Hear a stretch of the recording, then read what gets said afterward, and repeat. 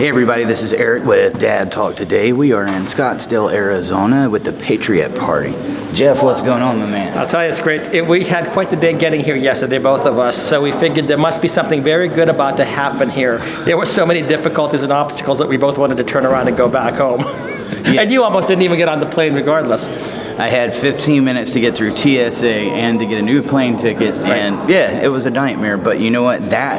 Those moments, those challenging moments are when you keep going. Yeah. And that's no different than what we go through in family court. Right. There's going to be moments where you want to break, you think, I can't do this anymore. Yeah. But you keep pursuing it, baby. Keep pursuing. And that's how we get somewhere. Yeah. I was talking about this a couple of days ago, saying sometimes the little small steps that we take, people overlook them because they're thinking, oh, I got to take this big step to get anywhere. What happens? They wait to get it, to be able to take that big step, and they never get anywhere. Right. It's small steps and little things like this, guys. For the past 3 weeks, we have been doing events every weekend. Jeff, I think you go just about every single night. Well, no, not yeah. I think this is probably it for the most part for me through the end of the year, because I also have a family, as well do you. But I mean, we do what we can, and there's no playbook. The thing that some people say is, well, you're not doing this, you're not doing that. Well, you know what? There's been no playbook given to us. A lot of times from the very beginning, the first time that I started, I had a little camera in my backyard, and I'm talking to a camera, and I'm thinking how stupid this must look to people, and of course people validated that it really did look pretty stupid. But you know, you have to take the small step. But to this event here today, and yesterday and today, there are people that are very, very empathetic toward what we're talking about, and they've gone through it themselves. They have a much greater influence than what we do. And for both Eric and myself, we've always said, you know, we just want to move the cause forward.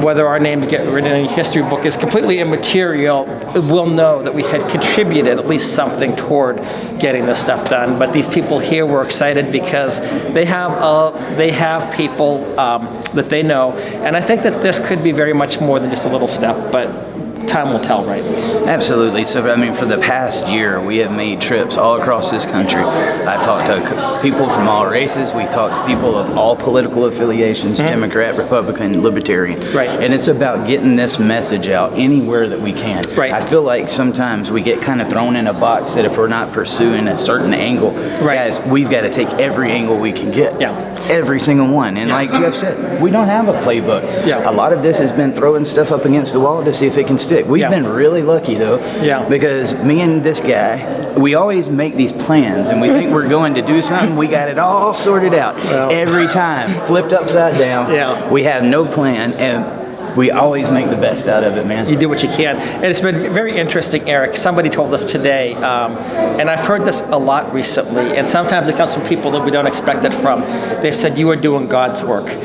And I thought, okay, I could expect that perhaps from somebody who comes from a strong Christian background or whatever, and you're preaching the gospel or whatever. But I've heard it from so many people that said, you are doing God's work. What is going on in America today, the destruction of our families, people profiting from the destruction of our families, government agencies needing victims from family destruction to justify their existence, to help these victims of family destruction. The very same system that created these victims are the same agencies that are now going to, or now a sister agency that's now going to come up with a solution. And by the way, you as a taxpayer are paying for it. And in the meantime, they are exploiting our families, they're exploiting our children. There was something that was said today in one of the conversations, Eric. I don't know that I've talked about this a lot, but growing up, I had an uncle who had Down syndrome. And you know, when you see that, when you're close to that all the time, and you know, when you see people make fun of somebody with Down syndrome, there's this rage, in a sense.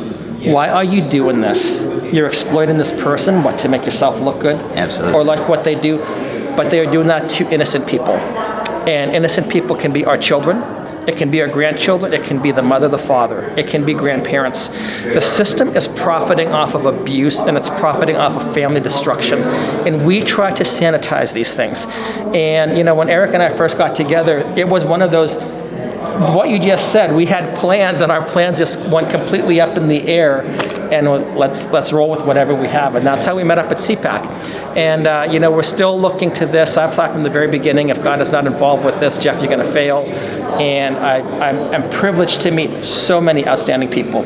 And Eric, you know, when I met you same thing. Just appreciate everything that you've done. Thank you. I think that we each have a role to play.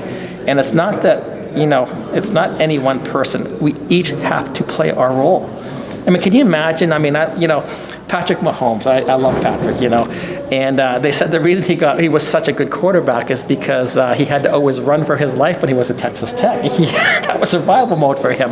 And I mean, could you imagine him playing though against a team right now, and he had no offensive line, no blocking?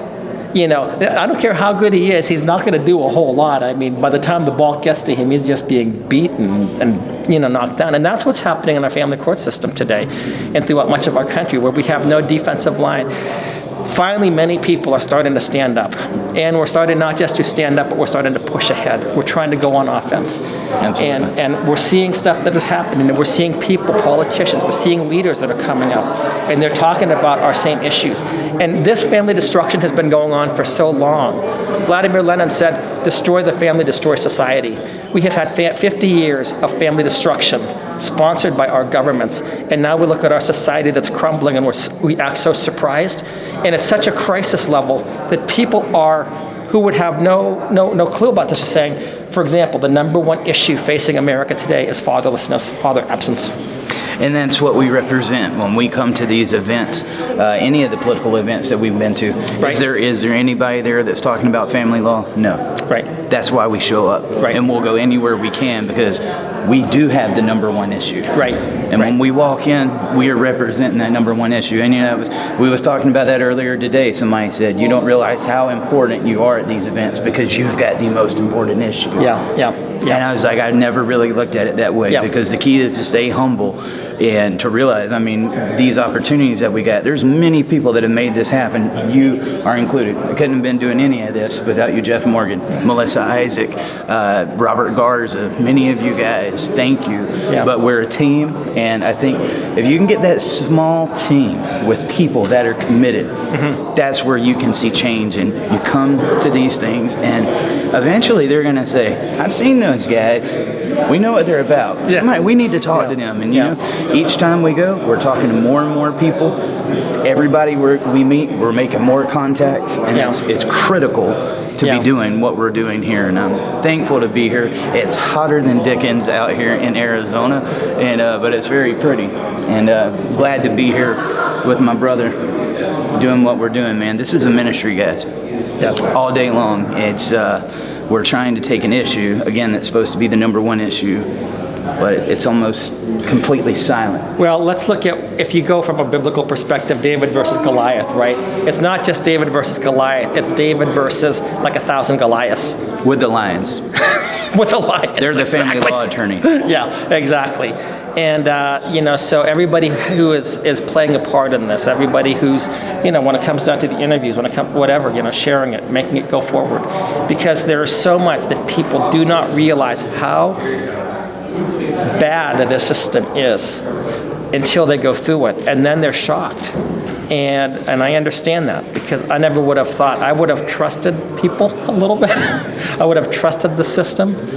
And this is, I could almost elevate it to the place of being a criminal enterprise. That's the way that I look at it. And maybe I'm jaded, but and there are good people that want to help change things, but we have to keep pressing forward. Well, speaking of David and Goliath, I got my slingshot right here. I'm ready. It's my mask. It's your COVID mask. Yeah, there you go. Maybe I'll sling the COVID at him, but Goliath is going to go down. We're going to crumble this family law industry and cut out this profit for parents. Yeah. And I want to also just, because of this event here, there's a lot of people that have been talking with us. I'm not going to mention any names right now because some of them want to be private, but there are good people working. And I do appreciate all of this. And closer and closer. Closer and closer. Amen. Closer and closer. And sometimes you have to keep things under wrap, guys, until it happens. But I can promise you everything we've been doing has been getting us to a certain place to where we can be heard a lot more loudly. Yeah. Anyway, Eric, it's great to be with you again. And I guess it's probably till the end of the year, unless, we'll see about January, right? We always say that. We don't know what's coming next. I know. Anyway, hey, thanks so much. Thanks for listening. All right, thank you. Bye.